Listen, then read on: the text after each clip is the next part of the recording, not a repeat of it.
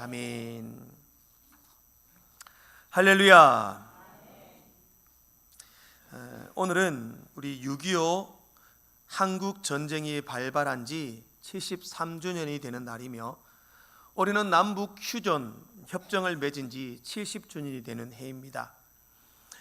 어제 제가 저희 주일학교 학생에게 6.25가 무슨 날이냐 이렇게 질문을 했습니다. 몇몇에게 물어봤습니다.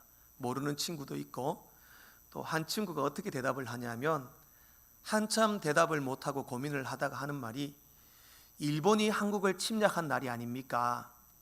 이렇게 이야기를 합니다. 아이의 잘못은 아닙니다. 교육의 잘못이고 가르치지 못한 잘못인 것 같습니다. 항상 이 6.25 날이 되면 이슈가 되는 질문이 있습니다. 6.25 한국 전쟁은 북침인가 남침인가? 너무 당연한 질문이죠. 너무 당연한 질문인데 이 질문에 2021년 6월 22일 여론조사기관 데이터 리서치에서 전국의 18세 이상의 남녀 1000명에게 6.25 전쟁은 북침이냐 남침이냐 설문조사를 했습니다. 놀라운 결과가 있는데요. 데이터를 한번 보여주시겠습니까?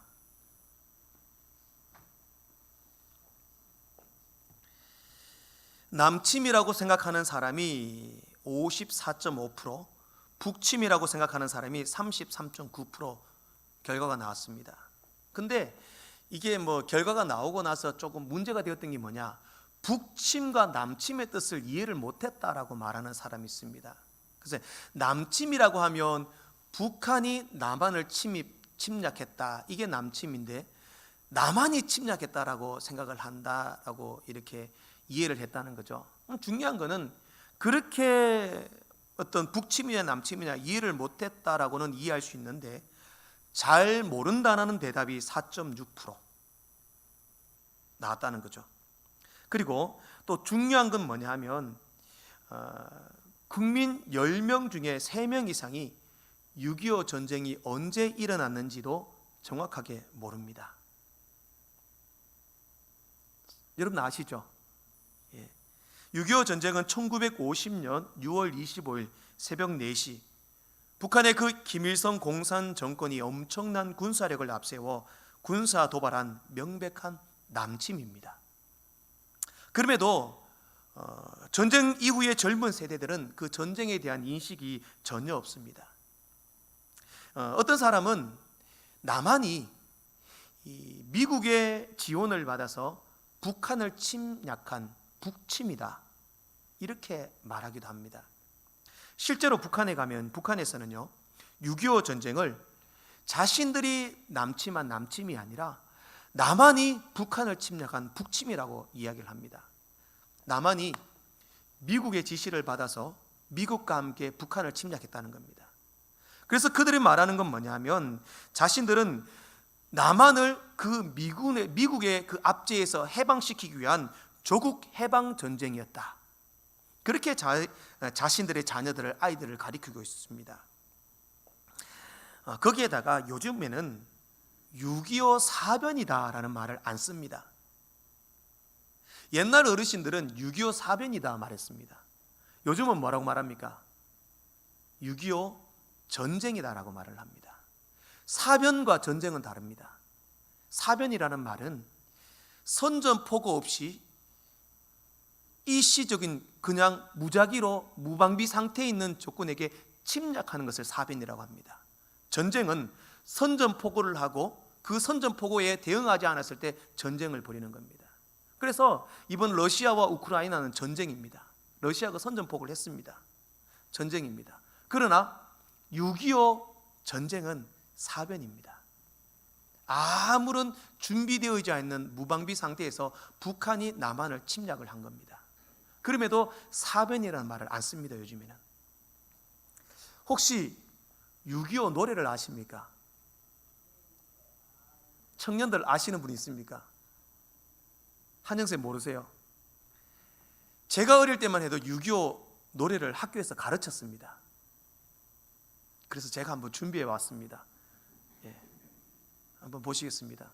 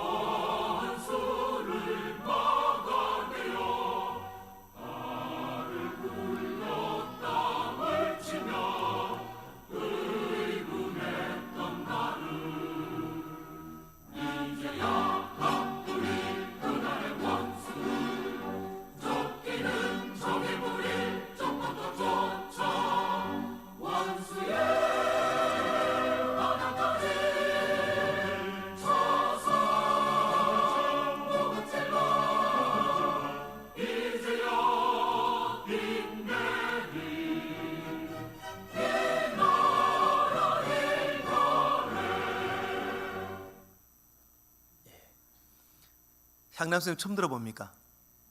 예, 처음 들어봅니다.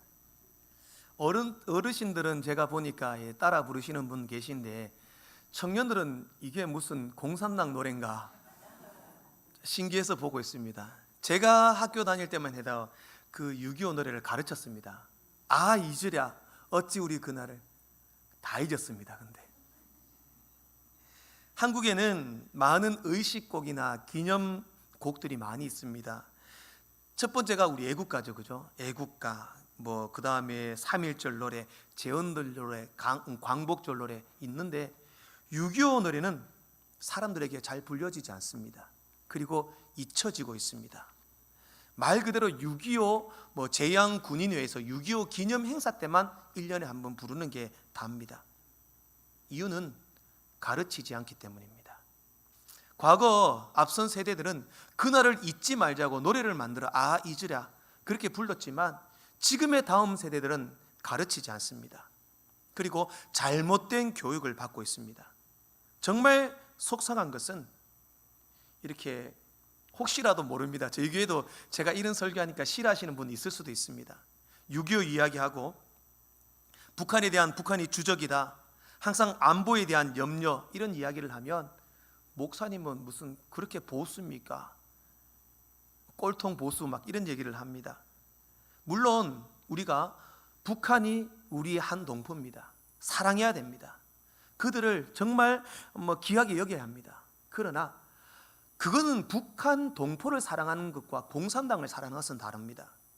그 정부의 그 공산 정권을 우리는 그들의 그 전쟁의 야욕들을 우리는 제대로 알고 있어야 합니다. 전쟁의 역사는 반복됩니다. 6.25 전쟁과 같은 동족 상잔의 비극이 또 일어나서는 안 됩니다. 그렇다면 우리는 투철한 안보 정신, 나라를 사랑하는 마음이 있어야 합니다. 지금도 전쟁의 상처로 고통받는 사람들이 너무나 많이 있습니다.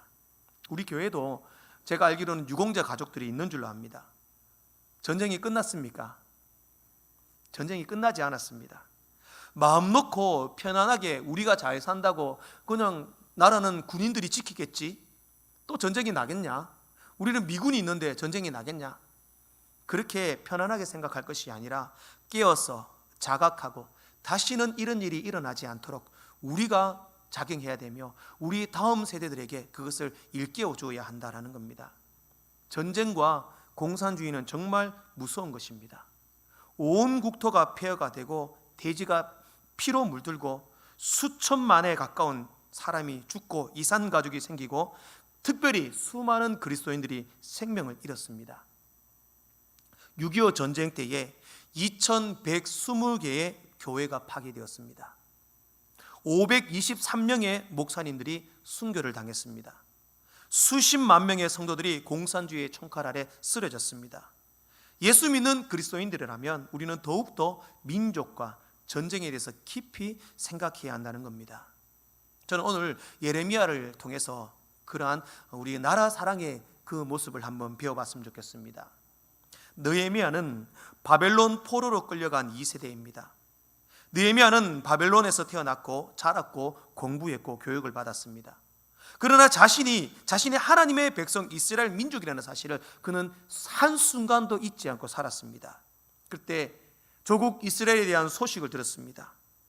이스라엘이 황폐해졌고 그 멸망해간 나라가 지금 너무 절망의 좌절에 빠졌다. 그 소식을 듣고 느헤미야는 눈물을 흘리며 식음을 전폐하고 금식하여 하나님께 기도했습니다. 하나님, 다시 한번 이 나라를 살려주십시오. 다시 한번 이 나라를 세워주십시오. 간절히 기도했습니다. 저는 오늘 6.25 전쟁 73주년을 맞이하는 이 귀한 날에 조국을 사랑한 느헤미야를 살펴보면서 우리들도 선교사의 피로 세운 이 나라, 다시 한번 이 나라를 뜨겁게 사랑하며 이 나라를 소중히 여기는 귀한 시간 될 수 있기를 간절히 소망합니다. 첫 번째로 우리는 민족의 시대적인 상황을 바르게 알아야 합니다. 지금 한국 사회의 가장 심각한 문제는 개인주의입니다. 이기주의입니다. 내가 처한 사회, 나라가 어떻게 되든 나만 괜찮으면 된다. 이 생각이 오늘 한국 사회에 팽배해져 있습니다. 나만 잘 되면 되고 나만 괜찮으면 되고 그러나 예수 믿는 사람은 그래서는 안 됩니다. 나라가 잘 되어야 내가 잘 됩니다. 나라가 잘 되어야 내 가정이 삽니다. 나라가 잘 돼야 내 직장, 내 사업이 잘 됩니다. 나라가 살아야 교회가 삽니다. 느헤미야가 그랬습니다. 지금 느헤미야는 부족함이 없는 삶을 살았습니다. 페르시아 아닥사스다 왕의 술 맡은 관원장으로서, 술 맡은 관원장이라면 고위 공직자입니다. 그러면 권력이 있었고 명예도 있었고 부도 가진 사람이었습니다. 그런데 그 느헤미야가 자기 형제 중인 한 사람인 하나니가 고국으로, 예루살렘 고국으로부터, 유다로부터 왔다라는 소식을 듣습니다. 그래서 하나니에 대해서 하나니에게 묻습니다. 하나니, 우리 지금 이스라엘 예루살렘이 어떻게 되었느냐? 하나니가 먼저 찾아와서 느헤미야에게 나라에 대한 이야기를 한 것이 아니라 오늘 본문 2절 말씀에 보면 느헤미야가 먼저 하나니에게 물었습니다. 하나니, 사로잡힘을 면하고 남아있는 유다와 예루살렘 사람들의 형편이 어떠냐? 물었다. 느헤미야는 마음속에 늘 망해버린 나라였고 정말 모든 것이 끝난 자기 고국이었지만 그 나라의 형편이 어떤지 항상 궁금해했고 걱정했다는 겁니다. 그러니 하나니가 유다로부터 왔다라는 소식을 들으니 야, 우리나라 어떻든 어떻게 되었든 그것을 묻고 있다라는 겁니다. 느헤미야는 지금 이스라엘이 어떻게 되든 상관이 없었습니다. 왜? 자기는 지금 잘 살고 있었기 때문입니다. 그러나 느헤미야는 항상 조국을 걱정했고 관심을 가졌고 이 나라가 어떻게 될까? 그 생각을 가지고 살았다라는 겁니다. 하나님의 입을 통하여 그 고국 유다 땅의 소식은 절망적인 소식이었습니다. 3절 말씀을 보면 이렇게 말씀합니다. 그들이 내게 이르되 사로잡힘을 면하고 남아있는 자들이 그 지방 거기에서 큰 환난을 당하고 능욕을 받으며 예루살렘 성은 허물어지고 성문들은 불탔다 하는지라, 그렇게 말씀합니다. 열왕기 말씀을 보면 이제 남유다의 마지막 왕조가 바벨론에게 멸망하고, 바벨론은 지금 유다 땅에 있는 귀족, 똑똑하고 잘 살고 머리 좋은 사람들은 다 포로로 잡아갔습니다. 그리고 유다 땅에 남겨둔 사람은 비천한 자들만 남겨두었다, 그렇게 말씀합니다. 쓸모없는 사람, 비천한 사람, 정말 보잘것없는 사람만 남겨두고 그들을 포도원 농사 짓게 하고 집을 지키게 하고 그 땅을 그냥 지키게 하기 위해서 그게 남겨두었다라는 겁니다. 그러니 그들이 남겨둔 사람들의 삶이 형편이 없습니다.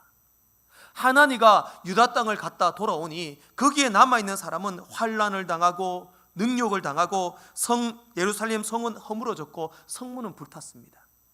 정말 끔찍한 그 상황들을 느헤미야에게 이야기합니다. 느헤미야, 형편이 없습니다.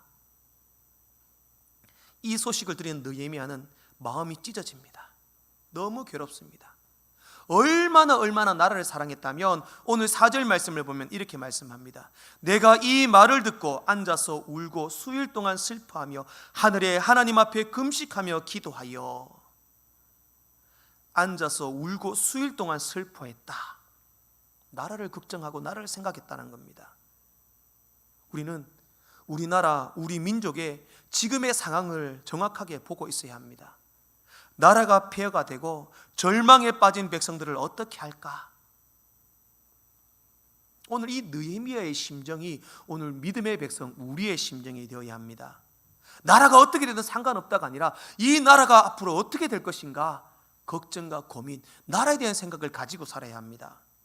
온갖 안보 불안감과 산재에 있는 수많은 문제들을 바라보면서 우리가 아무 생각 없고 관심 없이 살아서는 안 됩니다. 우리 믿음의 백성들, 가장 앞선 자리에 있는 우리 그리스도인들이 진심으로 나라를 걱정해야 합니다. 이 나라의 현재 상황이 어떻게 되었는가? 이 시대적인 상황을 바로 깨달아야 합니다.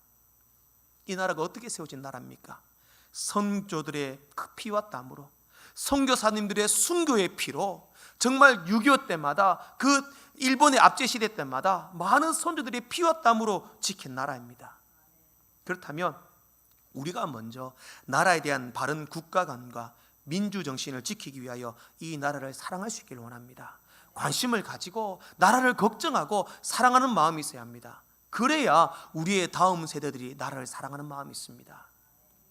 우리는 이 나라의 지금 현실의 상황을 제대로 보고 파악하고 걱정하고 사랑할 수 있는 마음이 가장 먼저 있기를 소망합니다. 두 번째로, 우리는 전쟁의 그 아픈 상처를 절대로 잊어서는 안 됩니다. 오늘 본문도 바벨론의 침공의 결과로 예루살렘 온 성은 회파되었습니다. 약탈과 파괴가 일어났습니다. 수많은 사람들이 포로로 잡혔습니다. 성전은 무너지고 성문은 불에 탔습니다. 성전에서 열왕기를 보면 성전에 있는 수많은 귀한 것들을 다 가져갔습니다. 바벨론이. 남아있는 사람은 비참한 것이었습니다. 6.25 전쟁을 대부분은 겪지를 못했습니다. 저도 겪지를 못했습니다. 그러나 책이나 영상이나 자료를 통해서 늘 보면서 정말 전쟁은 끔찍한 것입니다. 지금 우크라이나에 전쟁하는 것도 보면은 정말 현대의 전쟁이라 할지라도 전쟁은 엄청나게 끔찍합니다. 제가 6.25 전쟁, 한국 전쟁 당시 비참한 모습의 몇 가지 사진을 준비했습니다. 우리 사진을 한번 보시면 좋겠습니다.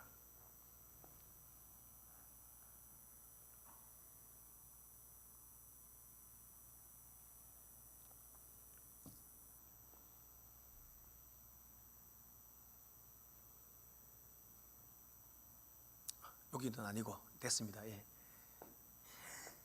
실제로 6.25 전쟁에서 사망하거나 부상당한 군인이 300만 명입니다. 그리고 그 외에 민간인 사망자와 부상자도 300만 명입니다. 그리고 전쟁으로 인하여 과부가 된 사람, 미망인이 된 사람이 20만 명입니다. 고아가 10만 명입니다. 가옥이 60만 채가 파괴되었고 이산 가족이 1000만 명이 생겼습니다. 특히 공산 점령지에서 핍박당하고 투옥되고 고난받고 죽임을 당한 그리스도인들은 상상할 수 없이 많습니다. 6.25 전쟁 당시 참전했던 유엔군이 200만 명이 전쟁에 참여했습니다. 그 유엔군 200만 명 중에서 미군만 180만 명이었습니다. 사실 한국 전쟁에 한국인들보다 미군이 더 많이 참전했습니다. 그때 전사한 미군 전사자가 몇 명이냐? 3만 7천 명이 미군이 전사했습니다. 영국은 1078명, 터키는 724명이 전사를 했습니다. 우리가 미국 욕하면 안 됩니다. 정말 우리나라가 그 전쟁 가운데 못 사는 나라, 동방의 그 작은 나라를 위하여 그 미국 강대국이 3만 7천 명이라는 젊은 청년들이 우리나라를 위하여 희생하고 죽었습니다. 정말 보잘것없는 사람의 죽음이 아니라 그때 당시에 전사한 사람들이 당시 미국의 아이젠하워 대통령의 아들 윌슨 워컷도 6.25 때 죽었습니다. 초대 주한 미군 8사령관 아들 마크 클라크도 6.25 때 죽었습니다. 유엔군 사령관 아들 제임스 벤틀리트의 아들도 죽었습니다. 미 8군 사령관 아들 필리 해리스의 아들도 죽었습니다. 미 해병 제1항공단장의 아들도 6.25에서 죽었습니다. 73년 전 아무 쓸모없고 존재없던 그런 젊은이들이 와서 전사한 것이 아니라 정말 남에게는 귀한 아들이고 정말 그 아들도 우리나라 같으면 전쟁이 일어나면 자기 자녀들을 해외로 빼돌리려고 바쁠 겁니다. 그러나 그 귀한 아들들을 우리나라를 살리기 위하여 전쟁에 참여시키고 이 작은 나라를 위하여 수많은 젊은이들이 목숨을 잃었다라는 겁니다. 우리가 미국이나 다른 나라 욕하면 안 됩니다. 그들 때문에 지금 우리나라가 살고 있다라는 겁니다. 사진에서도 보았지만 그 당시 우리나라는 아프리카 미개인보다 나을 것이 없었습니다.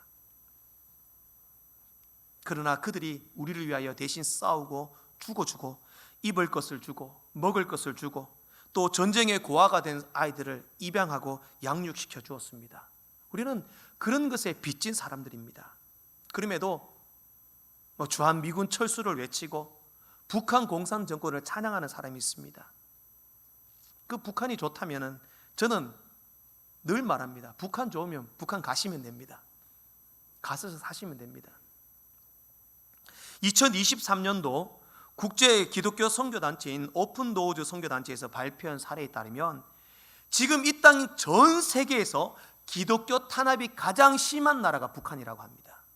그러면 아프가니스탄이나 모슬렘 국가보다 북한이 더 기독교를 탄압한다는 거죠. 보고에 따르면 이렇게 쓰고 있습니다. 북한은 세상에서 기독교인이 되기 가장 위험한 곳이다.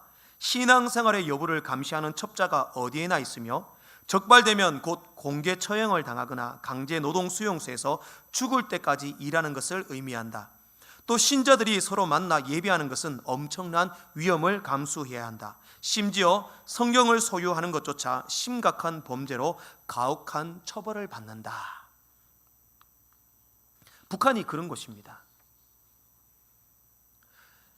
그러면서도 아직까지도 북한, 지금 김정은 정권을 찬양하고 그 북한의 공산 체제를 좋아하는 사람들이 있습니다. 북한 가시면 좋겠습니다. 그러면서도 또 최근 설문조사에 의하면 한국청소년개발원이라는 이 단체에서 한국, 중국, 일본의 청소년들에게 몇 가지 설문을 했습니다. 만약에 국가의 전쟁이 일어나면 나라를 위하여 목숨을 걸고 싸우겠습니까? 물었습니다. 여기에서 목숨을 걸고 싸우겠습니다라는 비율이 어떻게 나느냐? 중국이 14.4%의 청소년이 국가를 위하여 목숨 바쳐 싸우겠다. 100% 중에서 14%, 100명이 있다면 14명이 싸우겠다고 했다는 겁니다. 한국이 얼마냐? 한국은 10%입니다. 100명 중에 10명. 일본은 41.1%가 나왔습니다. 100명 중에 40명의 일본 아이들은 나라를 위해 싸우겠다. 매일 욕하는 우리 일본, 중국보다 우리나라 청소년들이 그런 안보의식이 더 약하다는 겁니다. 또 더한 것이 있습니다. 만약 전쟁이 일어났다면 당신은 해외로 도피하겠습니까? 여기에 청년들이 어떻게 반응했느냐, 청소년들이 어떻게 반응했냐. 나는 전쟁이 일어나면 해외로 도피하겠습니다. 일본에는 1.7%, 중국은 2.3%, 한국은 10.4%입니다. 우리가 축구 경기하고 올림픽 할 때 대한민국 응원하고 그렇게 붉은 입고 옷을 입고 난리를 치지만 실상은 아무도 나라를 위하여 싸우지 않고 오히려 전쟁이 나면 나만 살면 된다, 도망가겠다, 도피하겠다. 이것이 오늘날의 현실입니다. 실제로 일본, 중국, 한국 세 나라 중에서 가장 전쟁의 가능성이 높은 나라가 대한민국입니다. 전쟁이 끝나지 않고 휴전 중입니다. 우리는 전쟁의 그 아픈 상처를 절대로 잊어서는 안 됩니다. 마음속에 가져야 합니다. 그 전쟁의 역사가 되풀이 된다면 가장 고통받고 가장 피해 있고 가장 힘든 대상이 바로 우리 그리스도인입니다. 절대로 그 전쟁의 아픔을 잊지 마시는 여러분들 되시길 바랍니다. 그럼 마지막 세 번째로 우리 그리스도인들은 나라를 위하여 기도해야 할 사명이 있습니다. 느헤미야는 민족의 아픔을 듣고 가만히 있지 않았습니다. 자신의 평안과 만족에 그대로 있지 않았습니다. 나라와 민족의 문제를 가지고 하나님 앞에 나왔습니다. 금식했습니다. 기도했습니다. 나라의 미래를 위하여 주야로 밤낮으로 하나님 앞에 매달렸습니다.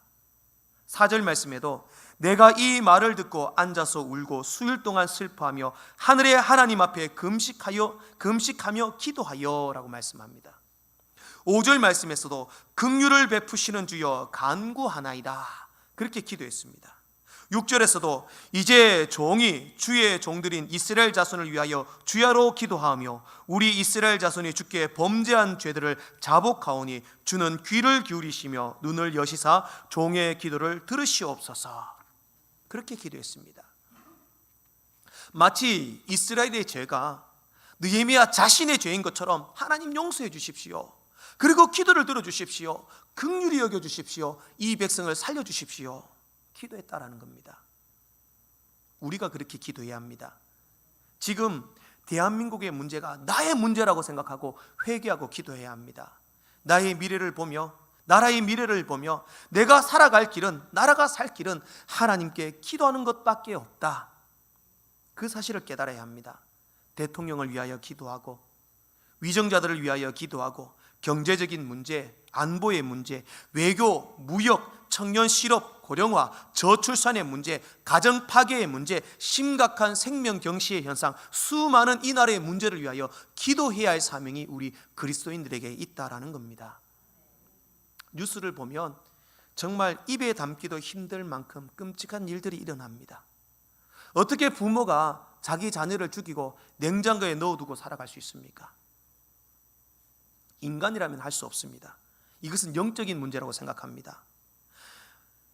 나라가 죄악에 빠지니 백성이 영적으로 혼미해지고 우는 사자, 마귀 사탄이 역사에 가담하여 인간들을 그 심각한 죄악에 빠뜨리고 자녀를 죽이는 데까지 그들을 죄악 속에 몰아가고 있다는 겁니다.